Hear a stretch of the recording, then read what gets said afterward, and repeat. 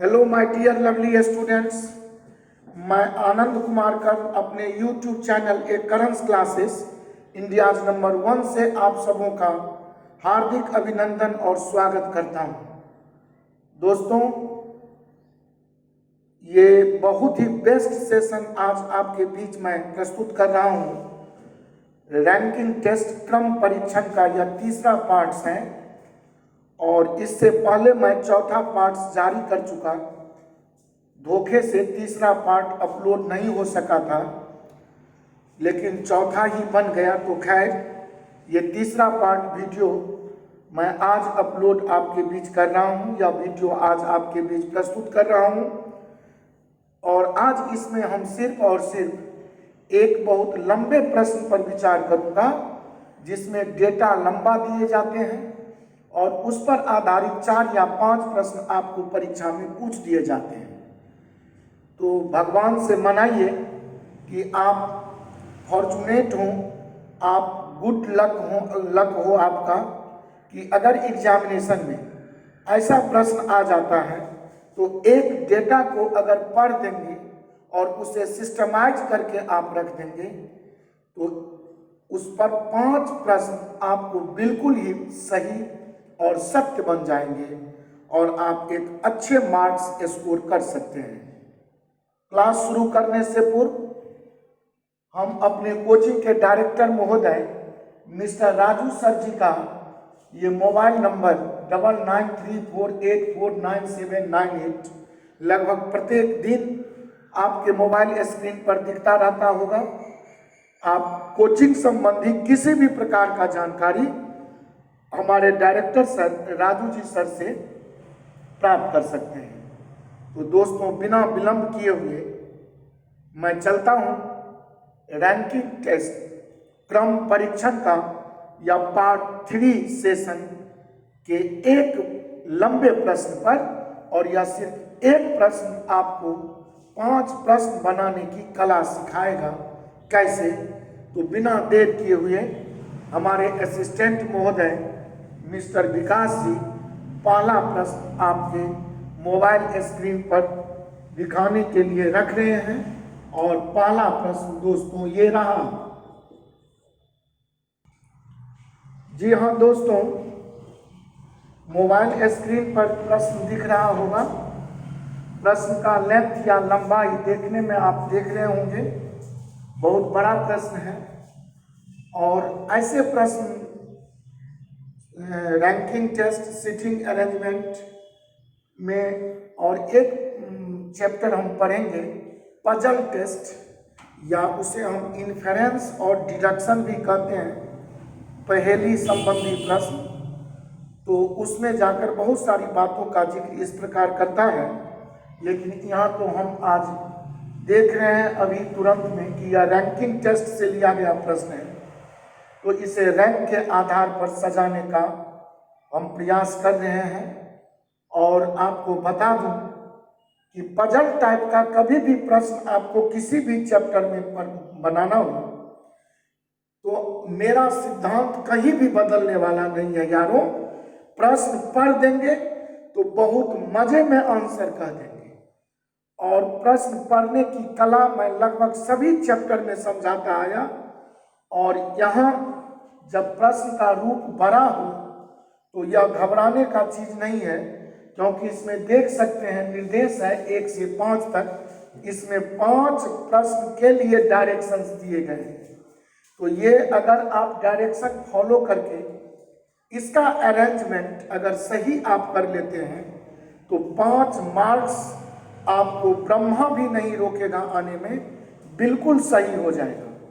अगर आप कहीं गलती कर जाएंगे तो निश्चित ही आप 5 में 1 या 2 सही करेंगे, या यूं कहूं कि पॉजिटिव और निगेटिव मिलकर या तो 0 या आप निगेटिव मार्क्स में भी चले जा सकते हैं।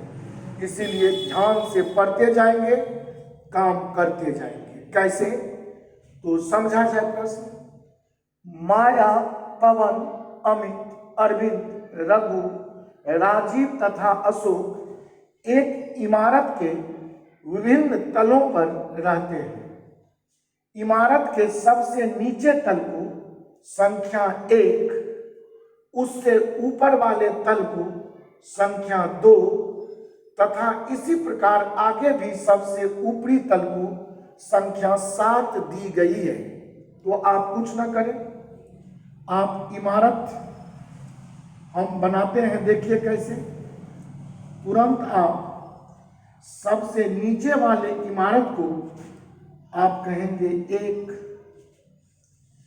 इससे ऊपरी मंजिल को कहेंगे 2, इससे ऊपरी मंजिल को 3, इसी तरह 4, इसी तरह 5, इसी तरह 6 और थोड़ा सा 6 और ये मंजिल आपका हो गया 7, सबसे ऊपरी तल 7। ये 7 मंजिल 1 2 3 4 5 6 7 ये 7 तल पर 7 लोग, जिनके नाम 7 लोगों का माया, पवन, अमित, अरविंद, रघु, राजीव तथा अशोक, यही इमारत के 7 मंजिलों पर रहते हैं, जिसमें निर्देश था कि सबसे निचली जो मंजिल है उसको आप क्रम संख्या 1, उससे ऊपर वाली को 2 और इसी तरह आप क्रम से 7वें मंजिल तक आए। तो ले आया, प्रश्न पढ़ता गया और यहाँ फुल स्टॉप तक का काम आपने समाप्त किया। अब है अरविंद सम संख्या वाली तल पर रहता है, तो अब आप इसमें सम संख्या वाली तल 2 या 4 या 6 है, तो अब किस पर अरविंद को रखूं, तो आप इस पर मत रखकर अरविंद लिख लें साइड में, और इस अरविंद के लिए आप साइड में आप ऐसा नोटेशन लिख लें कि यह सम संख्या वाली, माने इवन नंबर का जो फ्लोर होगा, इमारत का जो मंजिल होगा उस पर रहेगा, तो इवन नंबर 2, 4 या 6, अर्थात कहेंगे अरविंद या तो 2 माले पर या 4 माले पर या 6 माले पर रहता है। यही ना सम संख्या 3 होगा 1 से लेकर 7 तक में। तो यह नोटेशन हमने फाइंड कर लिया, पढ़ा, नोट किया। फिर है माया अरविंद के तल के ऊपर तल पर नहीं रहती है, तो इसे भी नोट करें कि माया अरविंद के तल के ऊपर तल पर नहीं रहती है। तो नहीं रहने को भी नोट करें, तो माया को अरविंद के तल के ऊपर ऐसे रख लें और इसको काट लें कि अरविंद जहां भी होगा उसके ऊपर तल पर माया नहीं हो सकता, इसे भी हमने नोट कर लिया। फिर है पवन राजीव के तल के नीचे, पवन राजीव के तल के 3 तल ऊपर रहता है, तो पवन को आप राजीव के तल के, यहां ध्यान दें, के और से का मतलब समझें हिंदी में। के माने छोड़कर, से माने लेकर।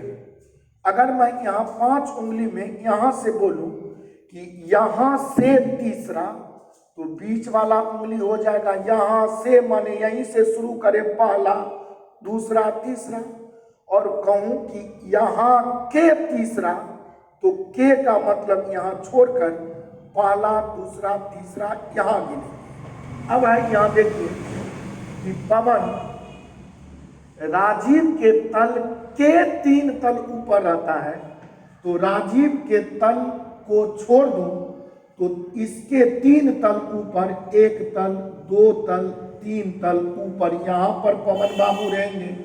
और ये अरेंज आपको राजीव जी के साथ करना है कि राजीव जहां रहेगा, अगर इस तल से रहता तो राजीव को पहला, दूसरा, तीसरा, तब पवन को यही रखना पड़ता, अर्थात पवन और राजीव के बीच में 2 ही तल का गैप होता। लेकिन प्रश्न है कि पवन राजीव के तल के माने छोड़कर 3 तल ऊपर, तो 1 2 3, अर्थात 1 तल छोड़ा, 2 तल छोड़ा, 3 तल छोड़ा, तब ऊपर में आपको ये पवन बाबू रहेंगे। चलिए अब अगला लाइन है अशोक विषम संख्या वाले तल पर रहता है। इसको भी साइड में नोट करिए कि अशोक विषम संख्या वाली तल पर रहता है। तो अशोक का विषम संख्या 1, 3, 5 या 7 होगा। और फिर इसमें एक लाइन छूट रहा था, हमारे स्टूडेंट बोल रहे हैं माया तथा राजीव के तलों के बीच केवल एक व्यक्ति रहता है। तो ऐसा करें कि इसे भी लिखें कि माया और राजीव के बीच, माया और राजीव ये ऊपर नीचे जैसे हो, ऊपर माया नीचे राजीव ऊपर माया, लेकिन इसके बीच में एक ही तल का गैप होगा। प्रश्न है माया तथा राजीव के तलों के बीच केवल एक व्यक्ति रहता है। अशोक विषम संख्या वाले तल पर रहता है तो 1, 3, 5, 7 में कहीं रहेगा। राजीव अरविंद के नीचे वाले तल पर नहीं रहता है।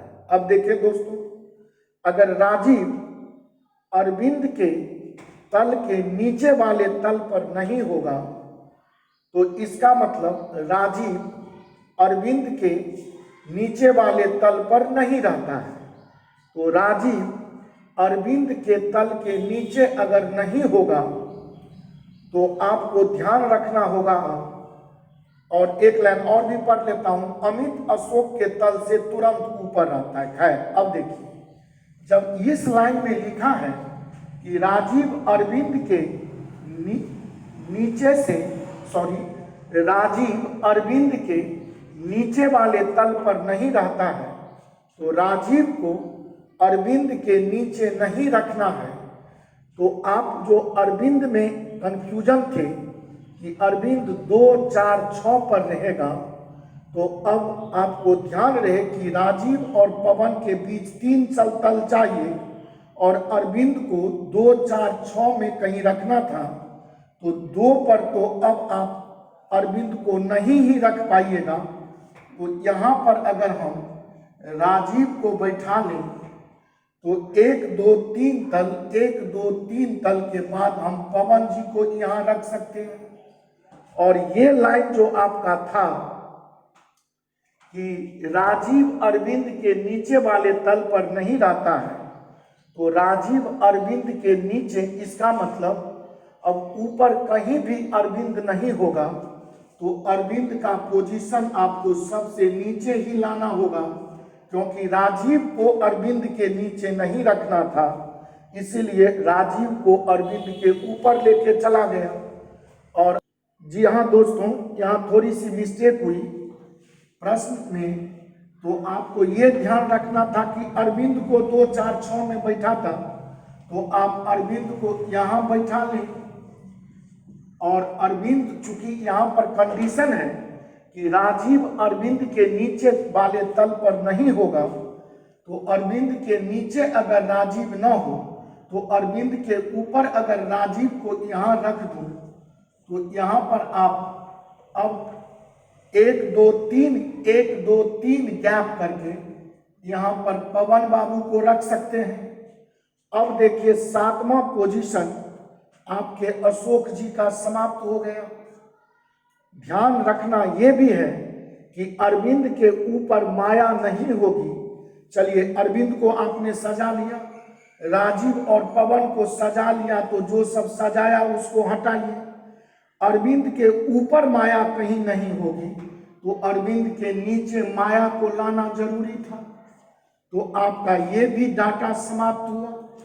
अब अशोक का पोजीशन 1, 3, 5, 7 था, तो अब गौर करें कि माया और राजीव के बीच में एक व्यक्ति का होना जरूरी था, तो माया और राजीव के बीच में अरविंद बाबू भी सेटल हो गए।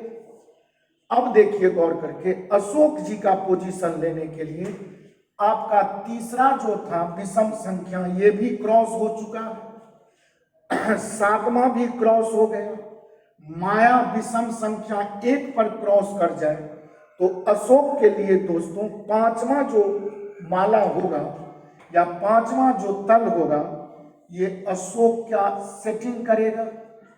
आपका अशोक बाबू यहाँ आ जाएंगे अब आपको देखना है कि अमित अशोक के तल से तुरंत ऊपर वाले तल पर रहता है। ये लाइन लास्ट में था, तो अशोक के तुरंत ऊपर अगर अमित को रख दूं तो अब सभी नेम भर गए। तो यहाँ देखेंगे आप कि माया, पवन, अमित, अरविंद, रघु, राजीव तथा अशोक में एक ही नाम तो रघु छूट रहा है, तो रघु को आप यहाँ व्यवस्थित कर लेंगे और इस तरह आपका ये सारा खेल समाप्त हुआ। और अब अगर हम इसको सेटिंग करूं तो हमारा पहला प्रश्न देख सकते हैं, यह सेटिंग पर समाप्त हुआ। पहला प्रश्न है तल संख्या 3 पर कौन रहता है, तो अब तो तल संख्या 3 पर राजीव जी हैं और इस तरह आपका ई उत्तर करेक्ट है। फिर सॉरी, ये तो सेकंड है, तो राजीव आपका सी उत्तर करेक्ट है पहला का। दूसरा है कि रघु के तल से तुरंत ऊपर वाले तल पर कौन रहता है, तो रघु से तुरंत ऊपर तो आपका अशोक है, तो दूसरा प्रश्न का ऑप्शन बी अशोक समाप्त हुआ। तीसरा प्रश्न है सबसे ऊपरी तल पर कौन रहता है, तो आप देख सकते हैं सबसे ऊपरी तल पर पवन जी हैं, तो आपका पवन बाबू समाप्त हुए इसमें और आपका ऑप्शन सी समाप्त हुआ। चौथा है अमित कौन सा तल पर रहता है, तो आप देख सकते हैं कि अमित छठा तल पर है, तो ऑप्शन बी समाप्त हुआ। अब है यदि सभी व्यक्तियों को उनके नामों के अनुसार शब्दकोश के क्रमानुसार ऊपर से नीचे तल की ओर व्यवस्थित किया जाए, तो नई बनी व्यवस्था में कितने लोगों का स्थान अपरिवर्तित रहेगा। तो अब शब्दकोश के अनुसार सबसे पहले अमित आएगा, तब अशोक। शब्दकोश में पहले ओ शुरू होगा, अ से, तो अ से अमित, अ से अशोक, अ से अरविंद। तो आप देखें कि अ सही है, तो अब पहले म होगा कि स होगा कि र होगा। तो आप कह सकते हैं कि क्रम व्यवस्था में सबसे ऊपर अमित, तो अ के बाद म, तो अ के बाद र। तो यहाँ कह सकते हैं आप सबसे पहले अमित को, तो तब न अरविंद को, और तब अरविंद को, तो इस र के बाद न अ से अशोक आगे तालव्य स आएगा, तो आपका यह नाम 3 समाप्त हुआ। अब अ के बाद अगला नाम अगर आप देखेंगे तो म, प, र और र में आप तो सब अब लेंगे नाम माया का, माया के बाद पवन का, यहाँ माया लिखना होगा, इसके बाद पवन लिखना होगा, उसके बाद आपको रघु लिखना होगा और उसके बाद लास्ट में आपको राजीव लिखना होगा। और अब आपको देखना पड़ेगा कि कितने लोगों के नाम अपने स्थान पर ही हैं। वो एक 5वां नंबर जो अशोक का था यह ऊपर में अपने जगह पर रहा। अब यहाँ पवन अमित, यहाँ अमित अरविंद कोई मतलब नहीं, रघु माया, राजीव पवन, अरविंद रघु, माया राजीव। तो सिर्फ और सिर्फ एक ही व्यक्ति ऐसे हैं जिनका क्रम अपरिवर्तित रहा और इस तरह आपका एक व्यक्ति के लिए ऑप्शन ए बिल्कुल ही सही आएगा। और इस तरह दोस्तों ऐसा प्रश्न जब भी आपको बनाना पड़े तो एकदम हड़बड़ाहट दिमाग में न लेकर जो भी डेटा दिए गए हैं उसको इसी प्रकार जो फिलअप करने का तरीका समझाया, पॉजिटिव निगेटिव जो भी डाटा हो उसको कहीं साइड में लिखेंगे और समयानुकूल यथासाध्य उसको हम जगह पर सेटल करते जाएंगे, या ऑटोमेटिकली आपका सेटल हो जाता है। यहाँ एक बात ध्यान देने योग्य है, हमारे देश में बहुत सारे ऐसे मैगजीन्स हैं, बुक्स हैं जिसमें प्रिंटिंग एरर के कारण ऐसे प्रश्न को बनाते समय कुछ न कुछ परेशानी, गलती प्रिंटिंग में आता है, लेकिन परीक्षा में ऐसा मान कर चलें कि लगभग प्रश्न शुद्ध ही छपे होते हैं और इस तरह हम छपे हुए शुद्ध प्रश्न को बिल्कुल ही विशुद्ध टाइप से बनाकर मज़े में आंसर कर सकता हूँ। मुझे पूरी विश्वास और पूरी भरोसा है आप पर दोस्तों कि आपको यह क्लास बहुत ही बेहतर लगा होगा और इस टाइप के प्रश्न को हम पजल टेस्ट में भी पढ़ेंगे और मज़े में इस टाइप के क्वेश्चन का हल करना सीखेंगे। आज की मुलाकात हम इस प्रश्न से समाप्त करता हूँ। बहुत बहुत धन्यवाद, थैंक यू सो मच। बहुत जल्दी नेक्स्ट वीडियो लेकर आपके बीच उपस्थित हो रहा हूँ। तब तक के लिए अलविदा, आज्ञा दीजिए। बहुत बहुत धन्यवाद, thank you so much, tata bye bye.